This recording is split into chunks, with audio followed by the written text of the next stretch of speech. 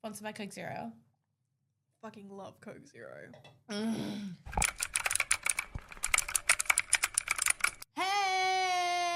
Hey!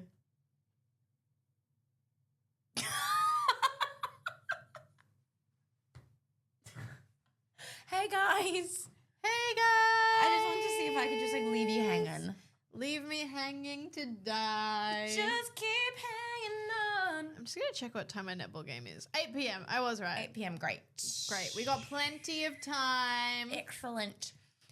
So for those who don't know, this is our last episode that we're filming in person. Oh my God, I'm so sad because I'm moving to London. Very exciting. Period. However,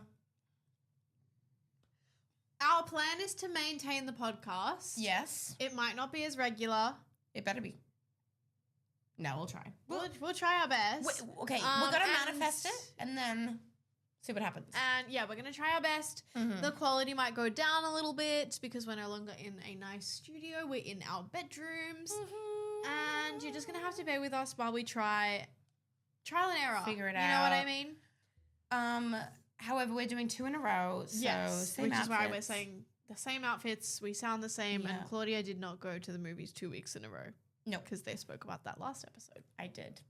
But we just thought, well, we can't really talk more about like pop culture and theater because it's going to be 2 weeks behind.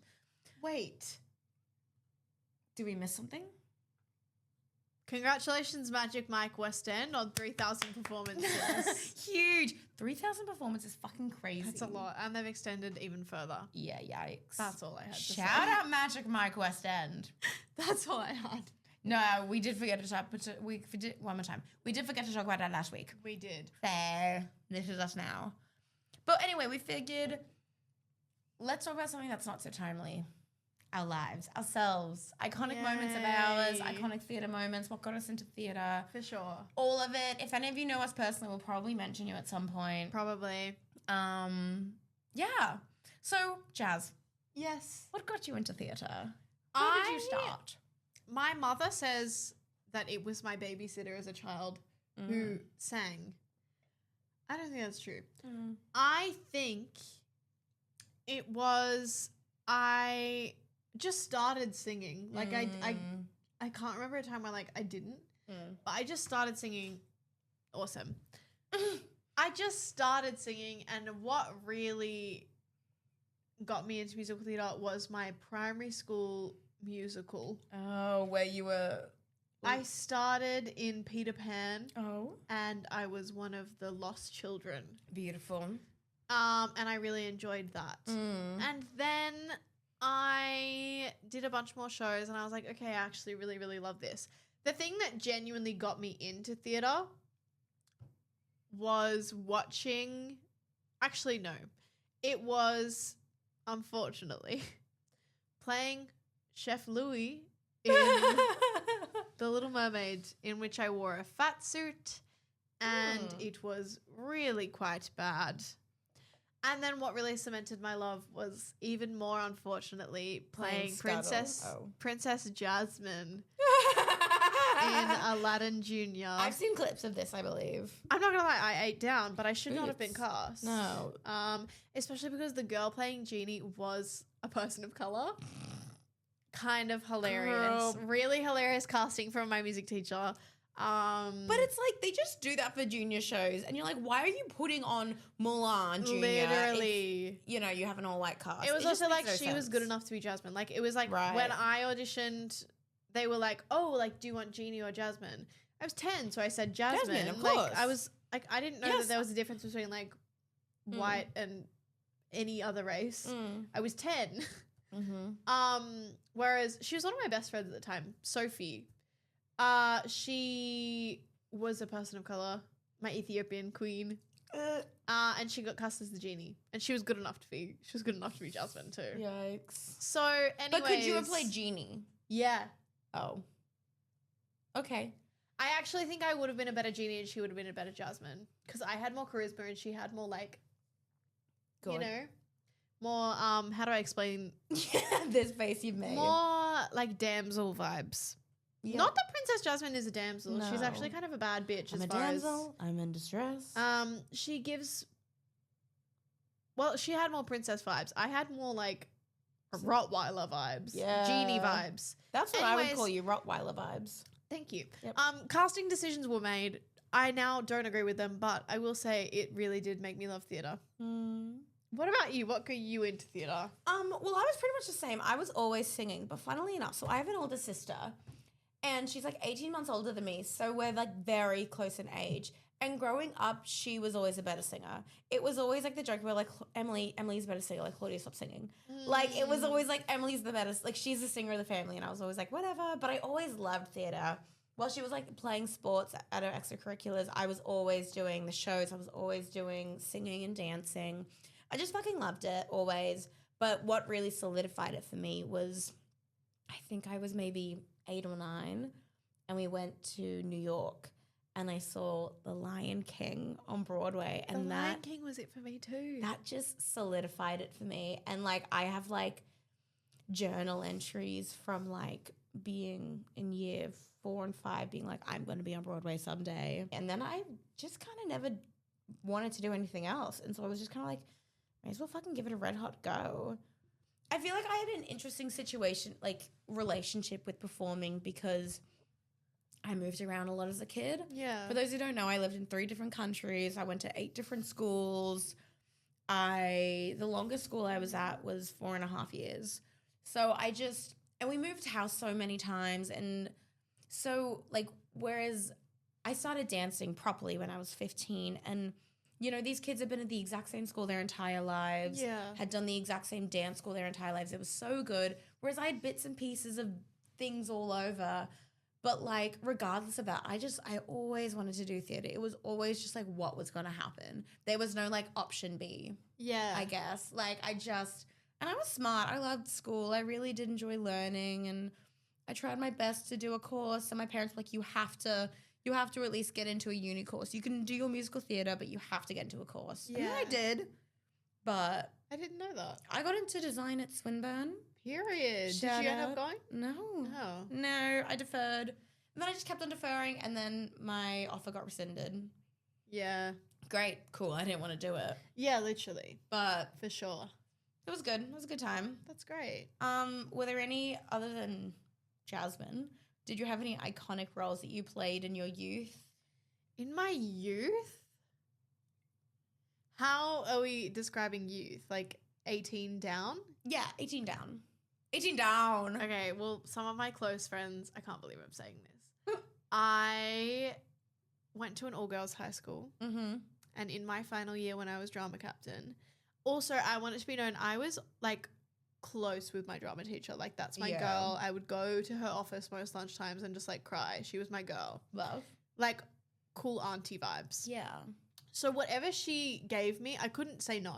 Yeah. Like I was in it because she's like, you're coming on this ride with me. And I was also drama captain. So I was like kind of supposed to be in the show. Anyways, we ended up doing Annie. I know this. I auditioned for I Miss can't Hannigan. believe this. Sorry. I auditioned for Miss Hannigan. I auditioned for Grace Farrell. I auditioned for Lily St. Regis. I auditioned for all of the female roles. And I got called back for Miss Hannigan, Lily St. Regis, Grace, Star to Be, and Oliver Warbucks. I worked my butt off in every single callback. I get to Warbucks. I throw it on purpose. Yeah, of course. I throw it on Why not? purpose. I get cast as Warbucks. I remember the moment exactly because I was at Come From Away with my best friend Annika, and I see the email, and I literally have to get up, go to the bathroom, I cry. And then the next... This is year 12. This is year 12. Your drama all captain. girls high school. Like, I'm getting bullied for this. Yeah. Immediately my thought was, fuck, I'm going to get bullied for this. Oh. And then I went to school on the Monday, and like, I'm a people pleaser, and also like I get why I was cast as Warbucks. There was no one else who would have done it. Mm-hmm. And I was the best. Of course. Of course. Like, I was the best person for that role. Yeah. You know what I mean? Like, no one else would have done it. Because no one would have wanted No one would want to. And I didn't want to. Yeah. But I was just, I did it. I did it. Wow, congratulations. I went to school on the Monday and I was like, Jeno, Wow, name dropping her on the pod. My queen, Miss Johnson. Jeno, I have to live after this. I literally said, I have to live after this. And I said, I will do it, but you are not putting me in a bald cap. You are not putting me in a bald cap. And they didn't. You know what's crazy though? It ended up being a film because of COVID. Oh, yeah. So it's permanent. It's on film. And we were filming the same day as my valedictory. So I was in male drag, and then 45 minutes later, I was in a high ponytail, a cut crease, and a selkie dress on my way to valedictory. And knee-high boots. And I danced the night away with my girls. Dance. And then the next day, I was back in male drag, singing. Oh my God. That's awful. Singing. I don't remember any of the songs. No. It's trauma blocked. Yikes. You wrap me around that cute little finger. You made life a song. You made me the singer. And once that bathtub tune, you always boo. I don't need anything but you. Oh, wow. That was a good one. That was great. Anyways, so that's probably, I don't think it is, but a lot of my friends say it's an iconic role of mine. And I also played Scuttle in Little Mermaid. But apart from that, I did not do any other roles in anything. Like, my only roles was Chef Louis in primary school, Princess Jasmine in primary school, Scuttle in high school, Warbucks in high school. And then that was it. And I didn't have my first lead role out of, like, any of that was Martha in Heathers. Wow. There's something about, like, knowing you want to do theater and, like, as a teenager never getting cast as, like, the lead, and you're like, oh my God, maybe I can't pursue this. And then you grow up and you realize, like, the people who played leads their entire life, like, are never going to get cast because they can't act, like, in the background. They don't know how to blend. They don't know how to do anything. They're not hireable because they've only ever played that lead. Yeah. And unless you're fucking Rachel Zegler, you're not going to play the lead forever. Literally. So shout that out. What has been your most iconic role of your youth? Because I think I have an answer. I've got quite a few. Claudia, it took Claudia a long time to realize they were non-binary. However, that didn't stop my drama teachers. No, they knew. They knew, baby. Closet was glass. Closet was glass. My first musical I ever did was one of those, like, theater schools where you, like, do a 2-hour class every week and you just get put in the musical. There's no there's auditions that happen, but it's like everyone in the class does the show. They get in. Yeah. They get in. Everyone's getting in. It's just what role do you get? Yes. And so I've already told the story in the pod before, so I'm not going to go too into it, but I did play Willy Wonka. And that was an iconic time. I didn't know any of my lines. And Willy Wonka was double cast, and so the person who for some reason was away during the shows, sorry, why would you do Willy Wonka? Girl, that Coke Zero did not do me well. I'm like burping up a storm back here. What was I saying? Oh yeah, the person who played the other person who played Willy Wonka, she was away during, like, the actual show times. And so for some reason she got all the rehearsals.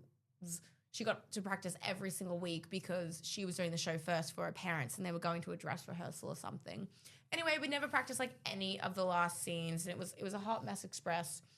But actually one I don't think I've talked about on the podcast much is my second role with that theater group was we did Little Shop of Horrors. And we had a pretty small group, and so they double cast Audrey, like, the lead. Great. And I didn't audition for that. That wasn't what I wanted. And they were like, okay, so in the show that you're not going to be Audrey, you can be Audrey too, because that's, like, just a couple songs and you're just kind of on stage the whole time. Yeah. And they were like, ew, we don't want to be the plant. We don't want to be the planned. And I was like, I'll do it. I want to do that. For sure. That was the role I auditioned for, and then they didn't let me fucking do it. What? And I went, well, I want to do it. Let me do it. And they went, okay. And they're like, we want to be in the ensemble when we're not doing Audrey. And so that's what they did. So they also double cast Audrey too, and there were 2 of us in this massive pot on stage. There was no puppetry to be seen. We were in these big green costumes with leaves on our hands, and we're going, feed me Seymour.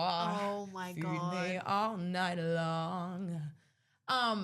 So shout out me. That's hilarious. That's an iconic role of Claudia's. That is gold. And it was the same girl that was Willy Wonka with me. And I was like, you're actually just copying me, bitch. Like, I actually, like, I said I want to be Willy Wonka, then you said you want to be Willy Wonka. I said I want to be Audrey 2, then you said you want to be Audrey 2. And she was, like, skinny and tall, and she had this, like, beautiful dress that they found in the op shop that fit her perfectly. And so then they made a dress that was similar to hers for me, which, like, shout out, I got a dress made for me. Yes. But it was, like, the most uncomfortable fabric. It was, like, the scratchiest fabric you'd ever see. Yeah. And shit. Yeah, shit, dude. And imagine just, like, being in a pot on stage the entire show, like, on your knees. Hands on your knees. On your knees. Yeah, but that was an iconic one of mine. That sounds iconic. And that theatre school. And then the next year we did, like, Grease, and they made a role for me called Trixie, and I was a pink lady, and I had two little sisters, and my little sister was the choreographer's daughter, and then the other one was the girl who played Gabriella in the younger group's production. So that was weird. Great. And I sang Take It Like a Man from Legally Blonde. And it was so fucking weird. That was such a weird school. But hey, I got to play leads. So those are my iconic performances. I love that. Yeah. Woof. It's a shit we, like, go past. Like, I think I was maybe year 11 and I did a production of Fame and I was in the ensemble. And then literally, like, 2 weeks before the show, they just cut all the non-dancers out of all the dance routines. So I was literally in, like, 3 songs. That's like what and, like, happens with standing at the back. Soundworks production of Fame. Ugh. I feel like it only had, like, if you went in the dance ensemble, you were probably in the show for, like, 15 minutes. Mm. And it was like, why would you get us to rehearse the entire... Like, it wasn't because we were messy. They just took us out. Yeah, that's weird. It was so weird. But the shit we put up with, and the shit you're like, oh, whatever. Whatever, being a teenager sucks. Yeah. Being a teenager literally freaking sucks. Where do we? So you studied. You did your acting degree. I think we didn't do much different to you, to be honest. Yeah. Because you did full-time. I did full-time. Mine was 1 year. I did a double diploma dance musical theatre, but it was a musical theatre course, and I did 2 extra hours a week and of dance.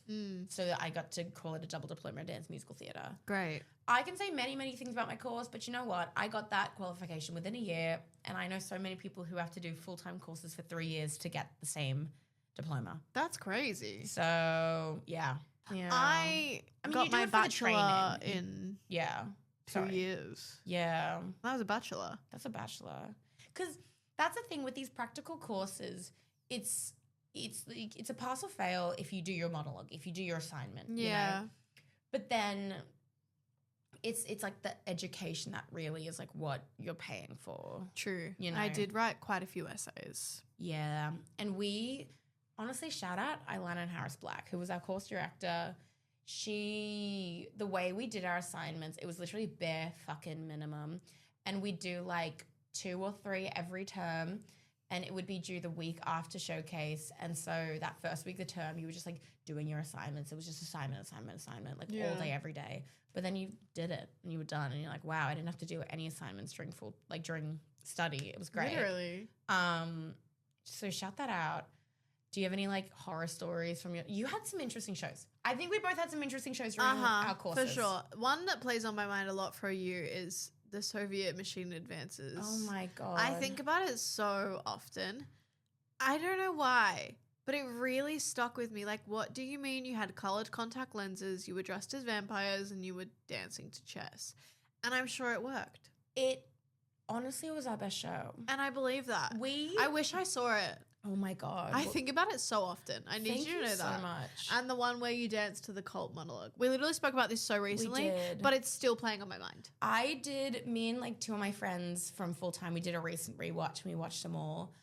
And it's just like term 1 was pre-60s, term 2 was 60s, 70s. So it was like split up by eras, which also I think is a really great idea because so many people will never do pre-60s. And I'm like, shit comes back.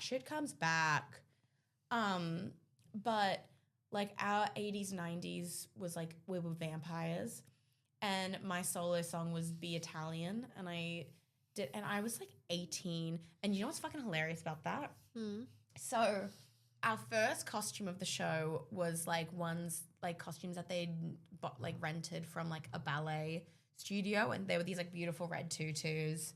But the second half, we were all supposed to like come out in like, we had these like leather leotards, like pleather, zip up the front leotards that like they were reusing from a couple years ago, but they didn't fit anyone back then. And so it fit maybe like 3 people. And so they were like, just wear whatever lingerie you have, red and black. And I was like, sorry, I don't own lingerie. Yeah. And so I ended up wearing a matching set with one of the other dancers in the course because her and her mother had matching lingerie. That's period. Is it? Yeah. I don't It's just the strangest thing. And then you look back and you're like, fuck, I am wearing this girl's mother's lingerie. Yeah. Like, Gippsland people are weird. You're like, what are you doing, guys? But yeah, yikes. I like broke my 3 toes like a week before the show, and like I'm literally dancing barefoot and you can see like my purple toes like flying through the sky. It's disgusting. Flying through the sky is hilarious. I remember going to my dance teacher. I don't know if we're going to bleep this. And I actually don't think we should because it's fucking hilarious. And I went to him and I was like, hey, so last night I broke my toes. And he goes, no, you didn't. I went, oh, like I did. Like it was pretty bad. And he goes, no, you didn't. And I went, you're so right. I didn't. I really, really didn't. But it was bad. I did. And you just like shove them into your ladukas for the show. And then you take your shoes off and it's just purple and you're like, okay, cool. Oh, awesome. Wow. But it was a good time. There are many things I could say about my course, but you know what? I left my full-time course still loving theatre and still wanting to pursue it. And not many people can say that. Period. So I say props. Clock it. Yeah. What sticks in my mind about you is Mr. Burns. Saving Mr. Burns? Was that, am I just confused? No, it was called Mr. Burns. Mr. Burns. A post-electric play. Oh, yeah. And it was the worst thing ever. I have never experienced anything like that. And I don't think I ever will again. Oh. Like, it's one of those things where it's like, wow. You know? Yeah. Not a good wow, but not a bad wow either. It was, and then it wasn't. You know what I mean? I'm glad there's photos of it. I'm personally not. Who did you play? I played a girl called Colleen. Okay. And the subtext was she was like in her 40s and she'd lost a daughter, which is why, I don't know if you saw, but there was like blood stains on my like white top in Act 1. And it was supposed to be the blood of my daughter who I had held as she bled out. And then that's why my character had no lines in all of Act 1. It was a 3-act play. My character had no lines all of Act 1. And then in Act 2, she was suddenly like the leader of the group, but none of that was explained to the audience. Right. So like suddenly I was just silent the whole time, and then I just had lines. Right. And then spoiler alert, I died at the end of Act 2. Oh. In Act 3, I was in the ensemble and I wore a garbage bag. Great. Guys, if you haven't read Mr. Burns, I really recommend. It's actually insane. Is it good? No. Okay. It's the craziest like fever dream ever. I don't know how this author came up with this. It rocks my world. It's basically about POV. It's the nuclear apocalypse. Mm-hmm. Radiation is everywhere. Like the nuclear plants have spilled or something. Basically, like the world's dying due to radiation poisoning. Yeah. And there's only certain pockets of the world where you can like live safely. Right. There's no electricity. Like it's the apocalypse. Right. It's a post-electric play. Basically, to cope, this group of people have found themselves, strangers, have found themselves around a campfire, and they, to cope, are explaining or describing the latest episodes that they remember of The Simpsons. Right. That evolves into them talking about The Simpsons, talking about the people that they've lost in radiation poisoning, yada, yada, yada. But largely, it revolves around The Simpsons. So it starts as that, And then Act 2 happens. It's a time jump of about 2 years, and they add a new character, Quincy, played by Teresa. They add a new character, Quincy. She comes in, no explanation to the audience of who this person is, where they've come from. She has lines all of a sudden, but no explanation. I have lines all of a sudden. Right. No explanation. And this is just in the play. This is just the play. This isn't you guys. No. This isn't us trying to give everyone a role. No. This is genuinely, these characters are added in Act 2. I'm in Act 1, but I have no lines. Right. I just sit there. Great. And you know what rocked my world is I was in every Act 1 rehearsal. Oh, no. And you're It just wasn't, sitting there. it could have been a 5-minute put in. Yikes. And it wasn't. It was such a waste of my time. Anyways, basically Act 2, they are now, they're still surviving nuclear poisoning and stuff. It's the apocalypse. Things are rough. It's like the Purge X radiation poisoning. So now they've evolved from being around a campfire to they are now a traveling theater group, and they perform episodes of The Simpsons. Wow. This is kind of like there was a book that we had to study in year 12 where they were like survival is insufficient, and it was like post-apocalyptic, and they were like a traveling Shakespeare group. Yeah. Except this is The Simpsons. This is The Simpsons. So they travel around trying to entertain and cope. Anyways, end of Act 2, they just get ambushed by freaking like other like purge people, and they all get shot to death. And then they fucking die. Act 3, about 100 years in the future. And it's basically a cult. Great. And they just talk through the episode of The Simpsons where Mr. Burns, like Blinky the Three-Eyed Fish and all that stuff that happens. But it's a musical. Interesting. Also in Act 2, we did a 9-minute musical number called Chart Hits. And it had Livin' La Vida Loca, Slim Shady, Chandelier, I don't know what else. Single Ladies. It was a full dance number, and only 3 of us were singers and dancers. Great. And we only had 2 sessions with music director Ashton. Love. Queen, love her, but she wasn't given enough time with us. And I think the prod team just bit off a bit more than they realized that they could chew. And Maya ended up being our choreographer. Great. So, yeah. Anyways, it really does play on the mind a lot. Yeah.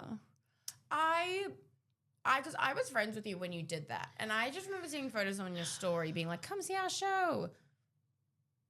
You didn't. The advertisement wasn't really that enticing. Yeah, because the show wasn't enticing. Yeah, it was actually us. Also, I only reposted Teresa's Instagrams of come see our show because they were funny. Yeah. I don't think I actually did it once. Excellent. I remember Sasha came, and in Chart Hits, I'm wearing a corset and like lingerie and like basically no pants. Also, my dad was front row. Great. And he was kind of like hunched over, like staring at the ground. It was really funny. But Sasha and then my other Soundworks friends came, and I was dancing right in front of them, and they were screaming their faces off. And I was like, fuck, maybe this musical is good. And then it just wasn't. It was just Chart Hits was good. Interesting. But it was cool. Iconic moments. It was definitely something. Hey, and you know what? We've all been there. If you've never been in questionable theatre, are you really trying? And believe me, I've been in some questionable theatre. Oof. What is a show that you felt proud of that you did? Because I saw you in Spring Awakening, and I thought that was incredible. I thought that was an iconic jazz moment. Thanks. Yeah. Thank you. What did you think? I reckon the one where I was probably most proud of myself was actually Camp Rock. Yeah. Because that show, I did not know what I was getting myself into. The hardest dance show I have ever done. It's a full dance show. And I have so much respect for the choreographer because there was one number where I was learning it and he kind of saw that I couldn't get it. Yeah. I wasn't ready for that kind of level of intensity of choreography. And without being like, you can't do it. He was like, Jazz, why don't you play bass with the band up top while the girls are dancing? And I was like, that's fucking sick. Thank yes, God. I want to do that. Yeah.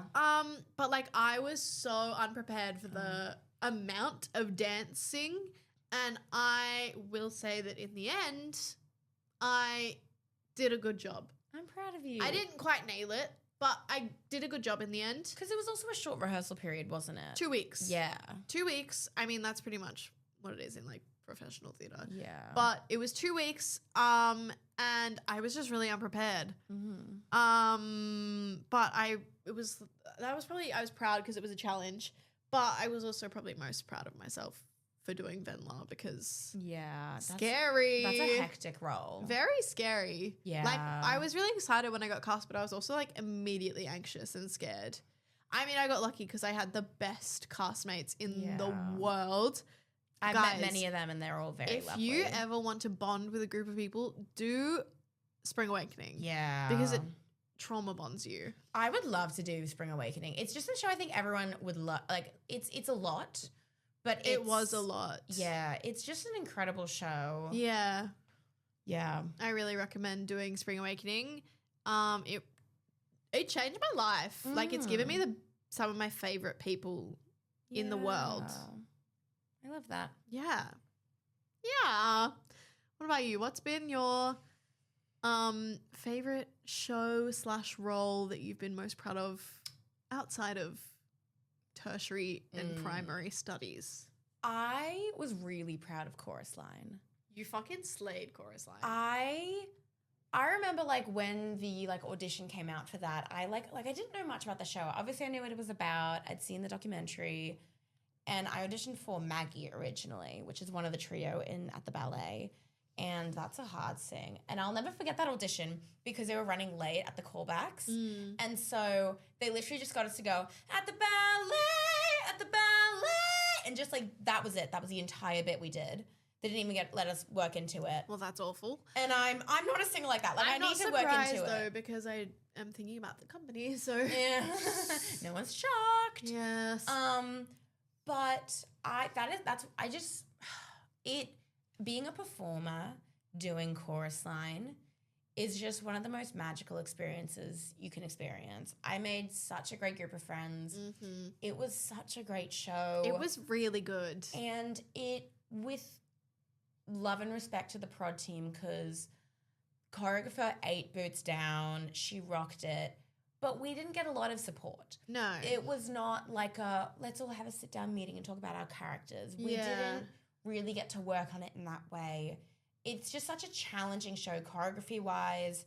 You're on stage the entire time. Those harmonies are insane. Yeah. And it was also one of those trauma bonding moments because we were doing like 20 hours of rehearsal a week on top of all of us like working full-time. Yeah.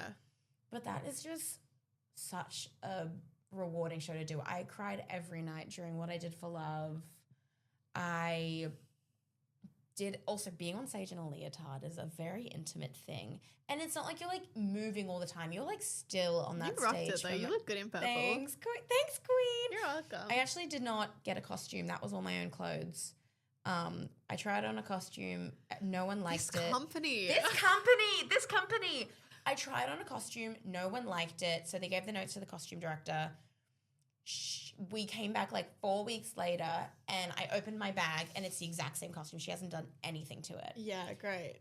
But also, to be fair, she wasn't getting paid. She was doing all this for free and she was doing another show at theirs at the time that required like suit work. So she needed to create these suits of costumes. So I can't blame her for that. She custom made Cassie's costume, which they looked incredible. And I think this show was just filled with people who were actively studying, who were trying to get into the industry. No one in the show was really just doing it for the sake of it. Like, everyone loved theatre and everyone was trying to pursue it in their own ways. And it was just such an incredible performance, performing at the National Theatre in St Kilda. It was just so much fun. I played BB, so I was the middle harmony in... Gross harmony, by the way. The hardest harmony. So hard to find. And thank God for Broadway Unplugged, because I've always just been a very instinctual singer. I think dance-wise, I approached it so late in life that I kind of had to approach it from a scientific, a mathematical standpoint, Whereas singing for me has always just been instinctual.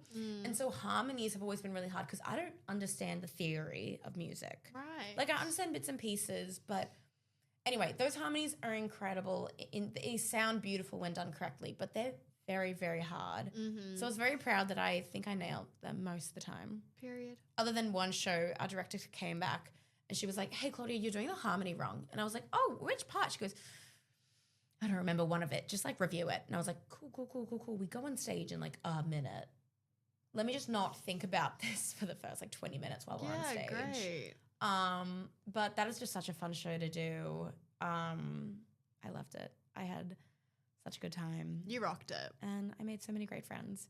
And that show was cast perfectly. Yes. Like everyone in that really suited the characters. I agree. And I think I really am a BB. Yeah. Like I'd love to be a Maggie. You're a BB. I'm BB. Yeah. Yeah. That was such a fun show. Real. I feel like we've talked about it ourselves enough. I was just thinking that. I was like, it's been so long. We've hit the 37-minute mark. Wow. Is it time everyone's gonna know a lot about us now. Yeah.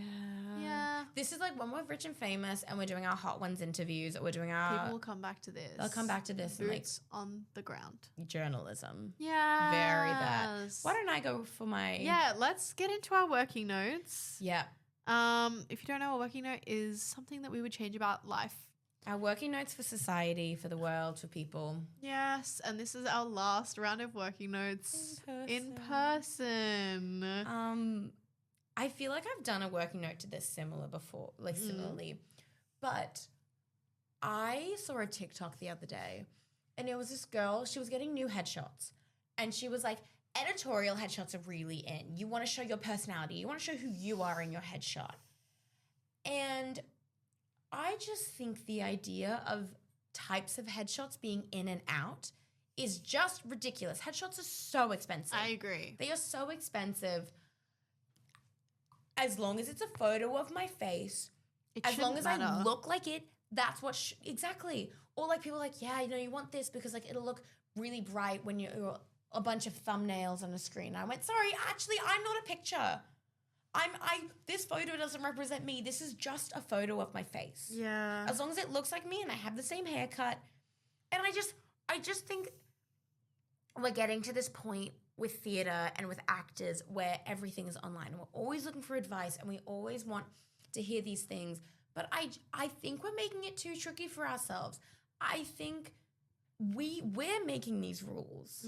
It's not casting directors being like, yeah, no, I want an editorial headshot. I want a headshot of you like in a studio, because these things keep on going in and out of fashion, and who cares?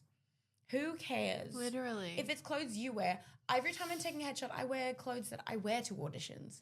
Yeah, same. So that I look like that. And I don't know. There are just so many things that people are like, make sure you wear the same color. Make sure you wear big, bright colors. Don't wear all black. Don't do this. It shouldn't matter. It shouldn't matter. I understand wanting to stand out and the psychology behind it, but I just think it's already such a hard industry to get into, and there's so many extraneous variables to affect it. You may not get cast in something because the other girl has a nose that reminds a casting director of his niece. There are so many extraneous variables that have nothing to do with us. Literally. The things that are to do with us, we need to take the reins back. We need to be like, fuck you. No, I'm not laying another song for my audition. I'm bringing in my own song. Who gives a fuck? Yeah. We make it so hard on ourselves. I agree. And it's not just us, it's everyone. But yeah, we have to be the change that we want to see. That's beautiful. Thank you. You're welcome. What do you think? I think it's stupid. I am very lucky because when I signed with my agent, I got headshots.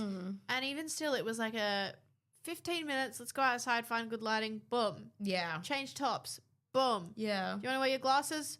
Boom. And that was it. Yeah.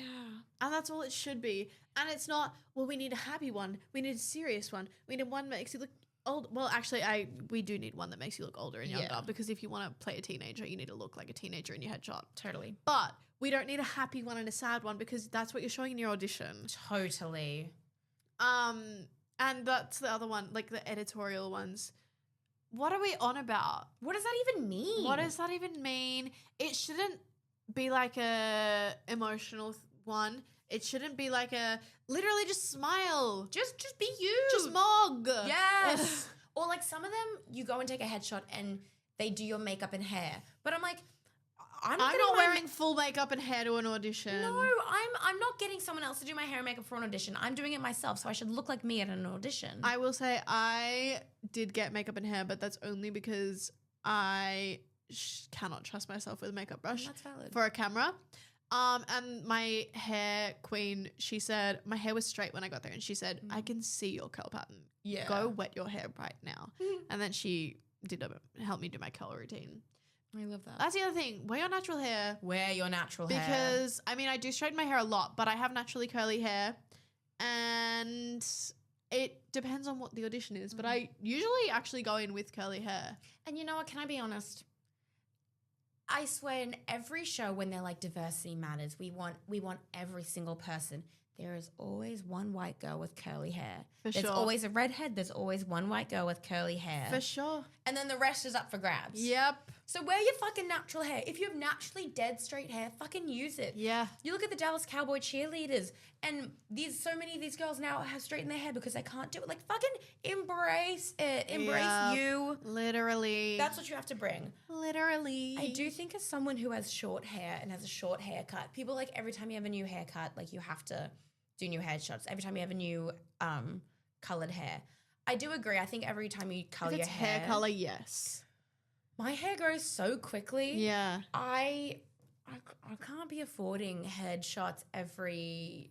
And I've had the same haircut They forever. get the picture, They you know get what I mean? it. They fucking get it. Sorry. Like, it's all just so much, guys. And I don't care that much. Yeah.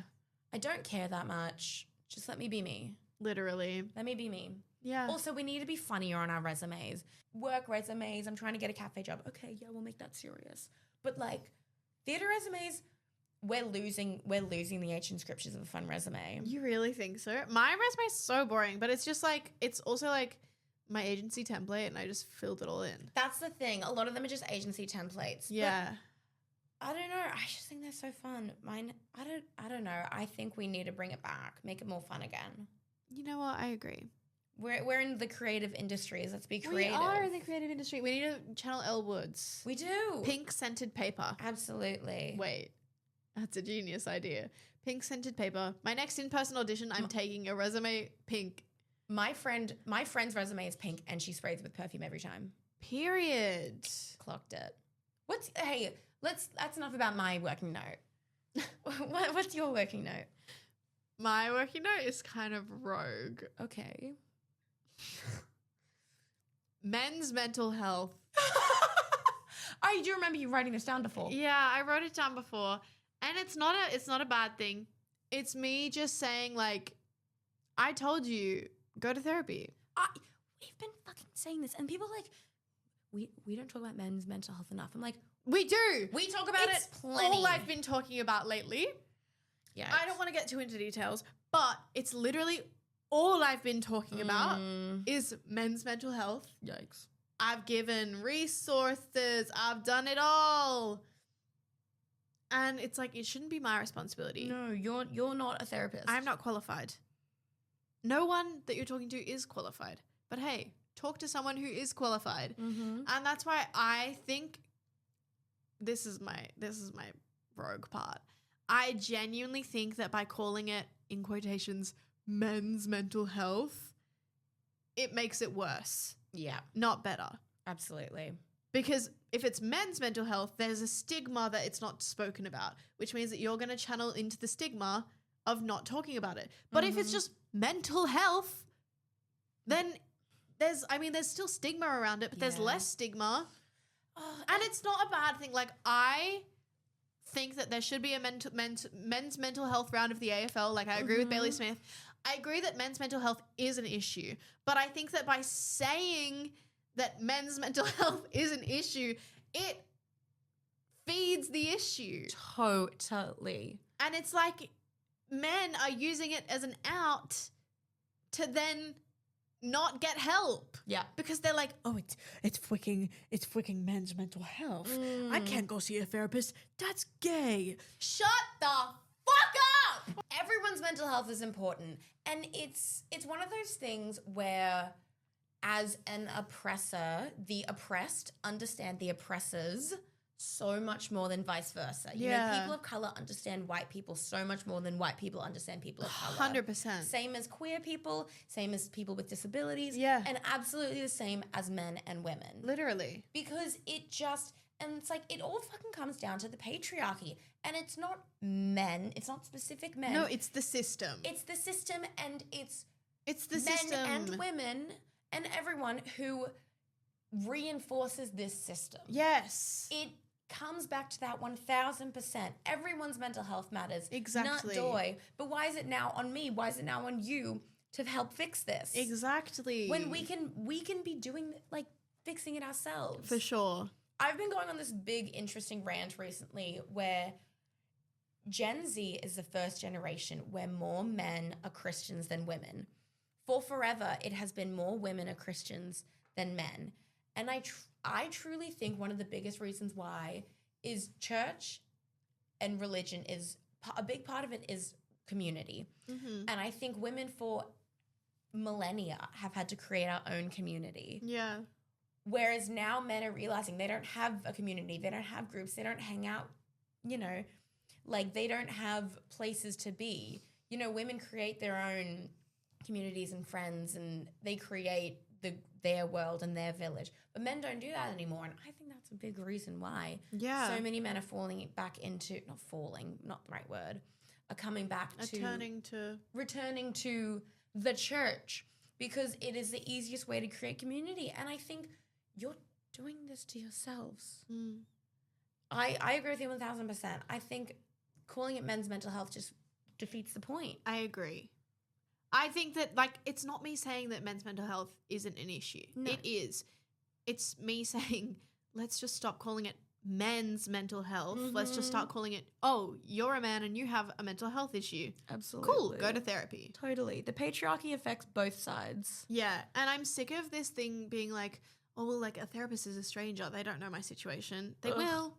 If you get to know them. Yeah. Yeah. Yeah, agreed. Yeah, I don't know. I'm just at the point where it's like, if you feel like there's nothing left to do, I promise you there is. Mm-hmm. And just because you are a man, it does not emasculate what? Yeah. It doesn't emasculate you at all. Absolutely. If anything, it makes you stronger. Absolutely. And I think being emotionally aware and being an emotionally intelligent person is the greatest thing you can be in this world. I think listening and understanding yourself and helps you understand other people, and it creates more people in your life. When your mental health is bad, people don't want to be around you. Literally. Not in a mean way, but it's like, it's in this self-loathing. They feel responsible. Absolutely. They feel like they have to look out for you. Mm-hmm. It's, yeah.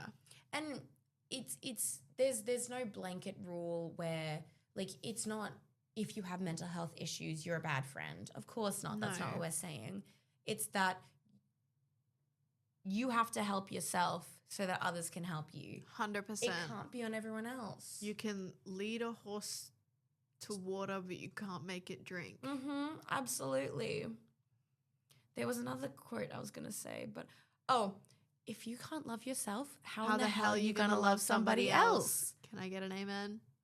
Amen. Mm-hmm. I agree with you 1,000%. Yeah. I think you made excellent points. Yeah. I think we've both went on very important rants just then. I totally agree. And my last working note last week was brand trips. And that still stands strong. I believe in it. Yeah. I don't know. I just think that, like, something has to be in retrograde right now. See, things are bad. Things are haven't- awful. People in my life aren't letting on. People in my life, things are going bad. Actually, it's just me and someone else, really. Oh, hey. It's okay. Things are great. You still look beautiful. Oh, and you have luscious lips. I've been staring at them all day. Ew. Is it time to go?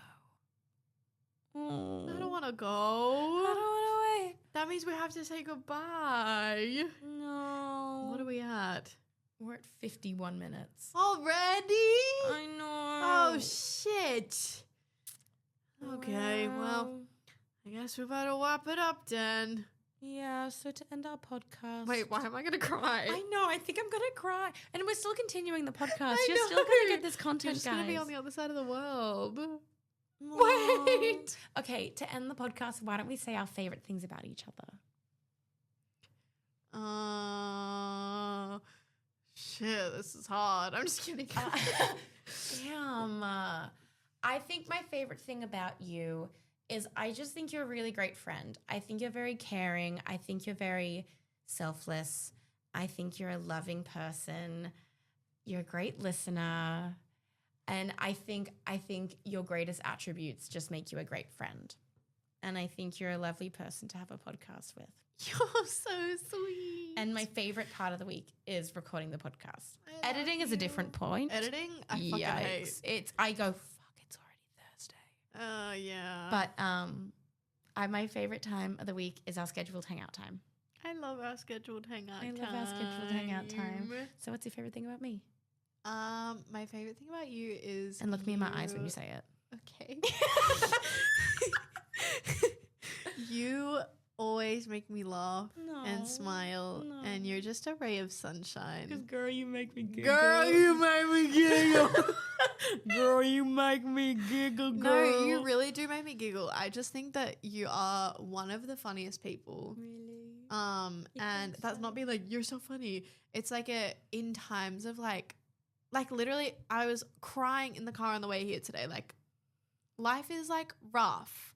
And I got here and I was like, fuck, Claudia is just like a ray of sunshine and you always cheer me up. Aww. And I just love you. I love you. And I'm going to miss you so much. But we're literally going to talk every day. Literally. It's just like you're going to be in a different place. But that's okay.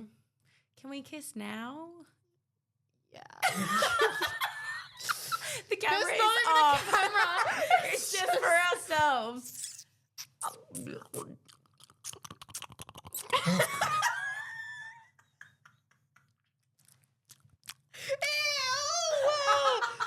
No. Oh my God.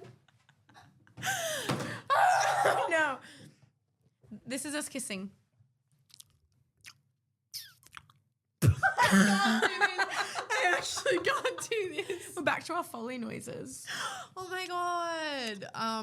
Shout out Lawrence Hawkins.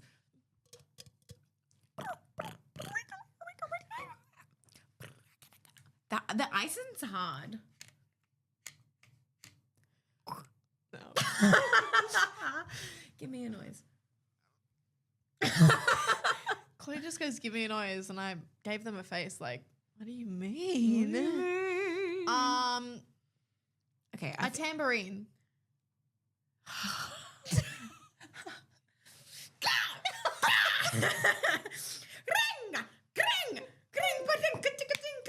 That was good, hey? That was great. It's all about the charisma. Give me a noise. Drum set. That's a lot easier.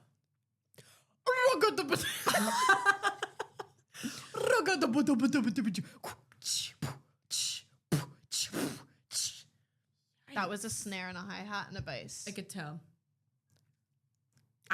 Okay, I think it's time to go. I think it's time to go. Oh, well, Okay, well, this has been a dream. this has been lovely. And I'm really excited to continue this endeavor in a much less expensive environment. very that. Maybe the lights will stay on the whole time. Maybe. Yeah, just bear with us, team, as we try our best in a cost of living crisis. Very that. My microphone is shit. My camera is shit. We're just going to try our best. Our hearts are open.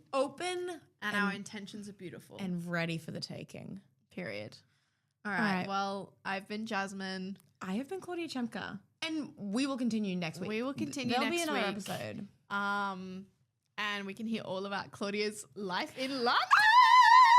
That is so exciting. Let us know if you're still here. Let us know what you want to do, what you enjoy about us, because Do you like interview content? Do you like just yapping? Do you like pop culture? Do you like the behind the news stuff we do? Do you even like the working notes? We could scrap them. We won't. I love them. It's kind of the whole premise. It's our shtick. But yeah, well, Let us we're know. using this as an opportunity for change on the pod. And we want to keep interviewing low key. We do. It was so fun. It was really fun. It was really but if you fun. guys hated it, let us know and we'll just do it in private. Yeah. All right. Bye, guys. Love you lots, guys. Adios, mi amigas. Adios. Bon voyage, Claudia. Bye, everybody. Governor. Governor.